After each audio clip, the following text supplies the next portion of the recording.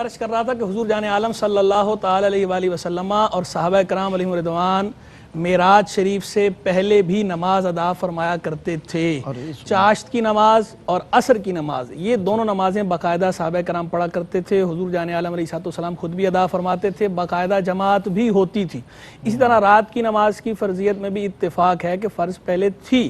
اور اعلیٰ حضرت امام اہل سنت امام احمد رضا خان رحمہ اللہ نے جمان التاج فی الصلاۃ قبل المعراج، یہ آپ کا رسالہ ہے، اس کے اندر آپ نے سے بڑی تفصیل سے روشنی ڈالی ہے، اور باقاعدہ کئی کتب سیر کے حوالے نقل فرمائے اور کتب حدیث کے حوالے بھی نقل فرمائے ہیں کہ حضور جان عالم صلی اللہ تعالی علیہ وآلہ وسلم نے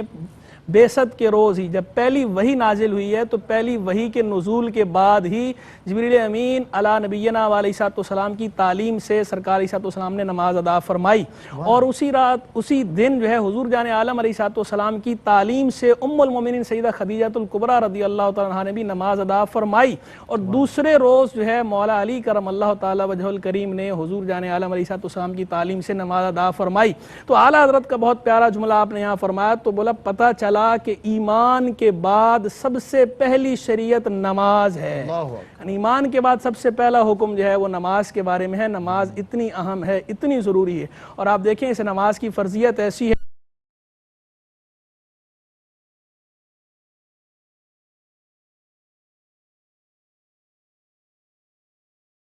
آدمی کی کہ ان دو حالتوں میں نماز معاف ہوتی ہے، ان دو حالتوں کے سوا نماز کبھی معاف نہیں ہوتی۔ ایک جو ہے وہ خاتون کے لیے کہ جو حیض اور نفاس کے ایام ہیں، مخصوص ایام ہوتے ہیں، ان ایام کی نماز خاتون کو معاف ہے۔ دوسری، کوئی آدمی بے ہوش ہو گیا یا کسی کو جنون لاحق ہوا اور اتنے لمبے پیریڈ تک رہا کہ 6 نمازوں کا وقت گزر گیا، تو اب اس کو اس جنون والے دوران کی، اس ٹینیور کی، یا وہ بےہوشی والے ٹینیور کی وہ جو 6 نمازیں گزری ہیں وہ معاف ہیں، ادروائز نماز معاف نہیں ہے۔ یہاں تک کہ کوئی اگر وہی ہے اسی کنڈیشن میں کہ جن کی قضا نہیں ہوتی، جی قضا نہیں ہوگی ان کی، اسی اور یہاں تک کہ جو ہے اگر کوئی لیٹ کے نماز ہے، کھڑے ہو کے نماز نہیں پڑھ سکتا، بیٹھ کے پڑھے، رکوع و سجود نہیں کر سکتا، اشارے سے نماز پڑھے، کوئی اگر ایسا بیمار ہے کہ اشارے سے نماز نہیں پڑھ سکتا تو اس پہ بھی نماز معاف نہیں ہوتی، مؤخر ہو جاتی ہے، یعنی جب تندرست ہو جائے گا تو تندرست ہونے کے بعد وہ ان ایام کی نماز قضا کرے گا، نماز کی معافی نہیں ہے۔ اتنی اہم ہے نماز، اور نماز کے بارے میں حضور جان عالم صلی اللہ تعالی علیہ وآلہ وسلم نے ارشاد فرمایا،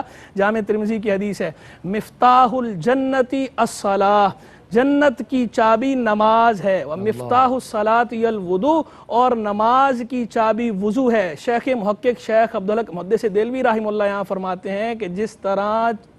چابی کے بغیر تالا نہیں کھلتا،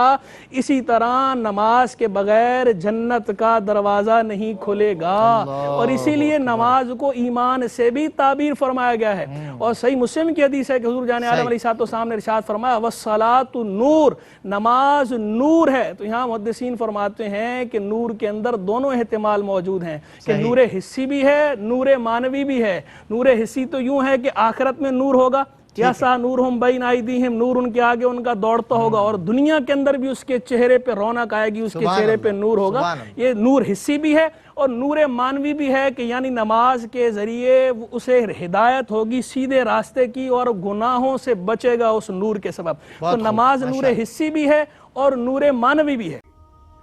ناظرین، اگر آپ ایسی ہی مزید ویڈیوز دیکھنا چاہتے ہیں تو ہمارا ARYQ کا چینل سبسکرائب کیجئے اور بیل آئیکن کا بٹن دبانا نہ بھولیے، تاکہ آپ سے کوئی پسندیدہ پروگرام مس نہ ہو جائے۔